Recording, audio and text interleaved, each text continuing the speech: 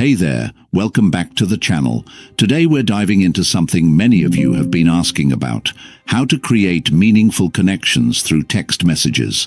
I'm going to share 3 powerful texting secrets that create genuine interest and show you're someone worth getting to know better. Let's be real.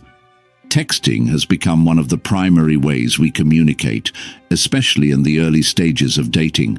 But so many people struggle with it. They either come across as boring, try too hard, or completely misread the situation.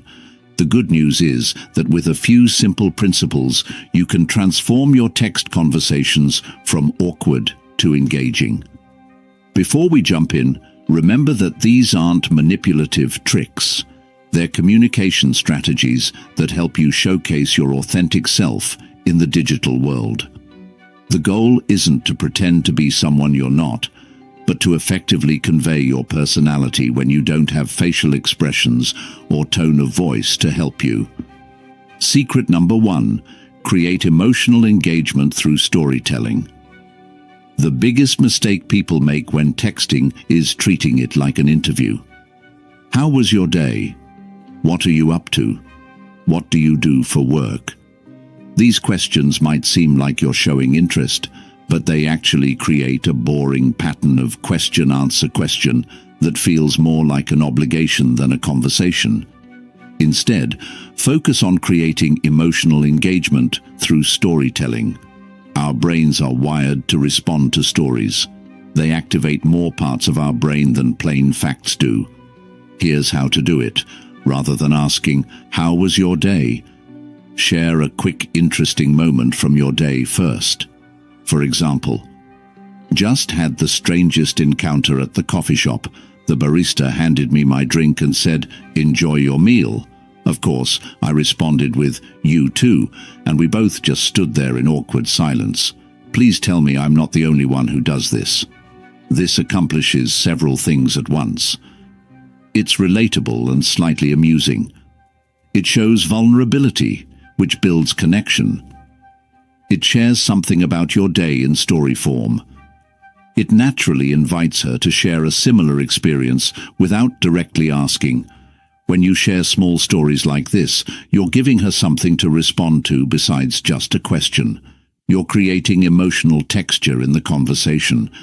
The key is to keep these stories brief, authentic, and ideally with a touch of humor or emotion. This gives the conversation depth and makes you memorable compared to the dozens of "Hey, what's up?" texts she probably receives. Secret number 2: use playful curiosity instead of interview questions. The second secret builds on the first. When you do ask questions, because conversation is a give and take, frame them with playful curiosity rather than as an interview. Most people ask generic questions that feel like work to answer. "What do you like to do for fun?" requires her to compose a list of her hobbies, which feels like writing a dating profile all over again.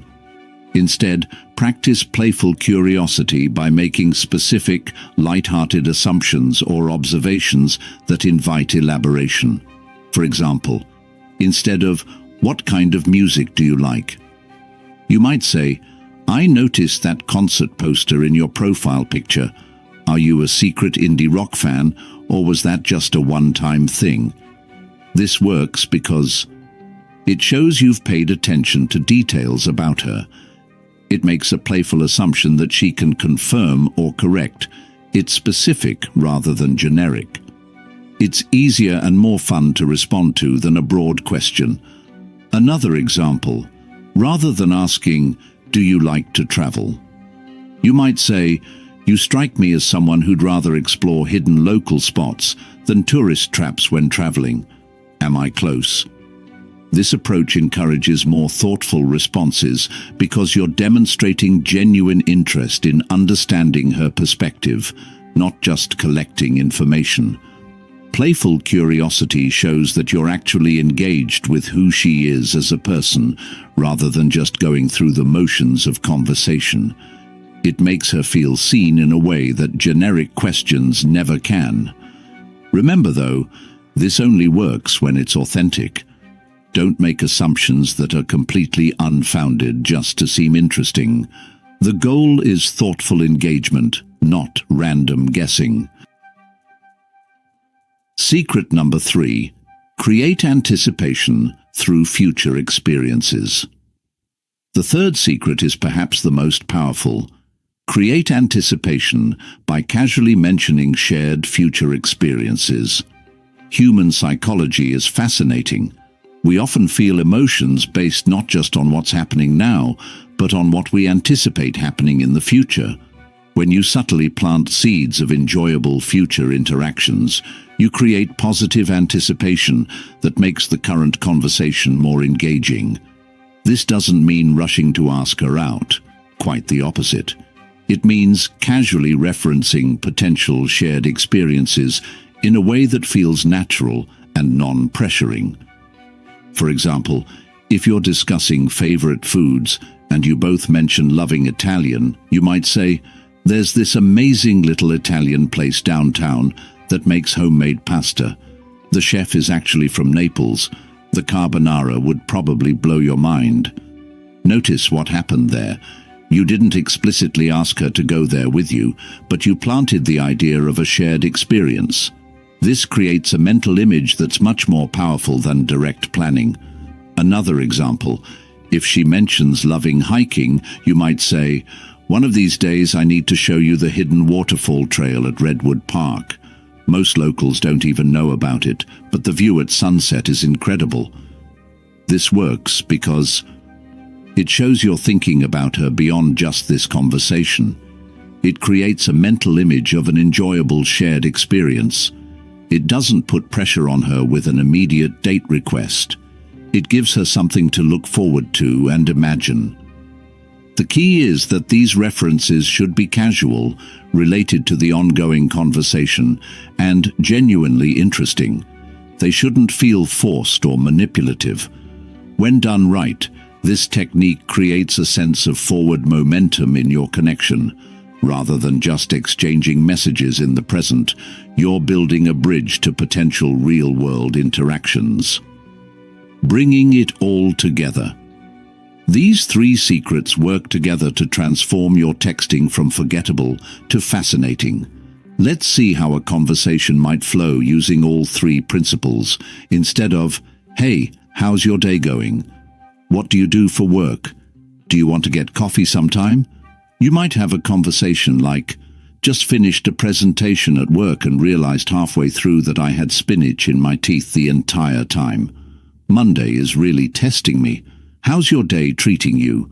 After she responds about her day, "You handle deadline pressure so calmly. I bet you're the friend everyone calls when they need level-headed advice, aren't you?" After discussing work and personalities a bit, "You know, there's this hidden gem coffee shop near downtown where they do latte art based on your zodiac sign. As a fellow coffee enthusiast, you'd probably appreciate their absurdly complex pour-overs. They're life-changing." Notice how this conversation feels more natural, engaging, and creates multiple opportunities for meaningful connection. You've shared a vulnerable moment, shown genuine curiosity about her character, and created anticipation around a potential shared experience. The psychology behind these principles. What makes these techniques effective is that they align with how human connection naturally develops. Real connection forms through 1. Vulnerability and authenticity, sharing stories. 2. Feeling truly seen and understood, playful curiosity. 3. Shared anticipation and imagination, future experiences. When you text in a way that incorporates these elements, you're not just exchanging information, you're creating an emotional experience. The women who respond most positively to these approaches aren't doing so because you've tricked them with clever texting. They're responding because you're communicating in a way that allows genuine connection to form, even through the limited medium of text messages. Common mistakes to avoid. Before we wrap up, let's talk about some common texting mistakes that can undermine these principles. overusing emojis or exclamation points to create artificial emotion, double or triple texting when she hasn't responded, trying to resolve serious topics or disagreements via text, being overly complimentary before establishing a real connection, sending generic memes or jokes instead of personal communication, taking too long to transition from texting to in-person meeting. Remember that texting is just one part of building a connection. These secrets help you make the most of this medium, but ultimately the goal should be to create enough interest and comfort to meet in person where deeper connection can form. Final thoughts. The most attractive quality in texting isn't perfect grammar or hilarious jokes. It's making the other person feel that you're genuinely interested in who they are and comfortable sharing who you are. These three secrets, storytelling, playful curiosity, and creating anticipation, all serve that greater purpose. They're not about putting on a performance, but about effectively translating your authentic self into the digital realm. So many connections never get off the ground because texting creates a false impression of who someone really is. By being intentional about how you communicate through text, you're simply ensuring that the real you comes through clearly. If you found this helpful, don't forget to like and subscribe for more content about building meaningful connections in the modern world. Drop a comment below with your own texting tips or questions you'd like me to address in future videos. Until next time, remember that authentic connection is worth the effort, even when it's one text